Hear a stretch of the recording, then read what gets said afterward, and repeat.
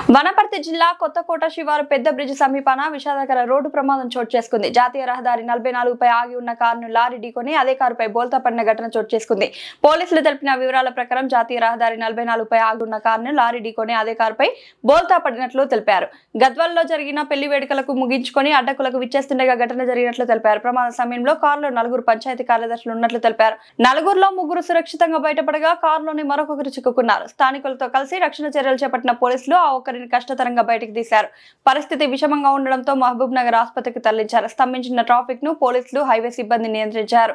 ప్రమాద సంఘటనపై కేసు నమోదు చేసుకుని దర్యాప్తు చేపట్టినట్లు వెల్లడించారు. వేముల గ్రామ పంచాయతీ కార్యదర్శి సతీష్ రెడ్డి మహబూబ్ నగర్ ఆసుపత్రికి తరలిస్తుండగా మార్గ మధ్యంలో మరణించినట్లు విశ్వసనీయ సమాచారం.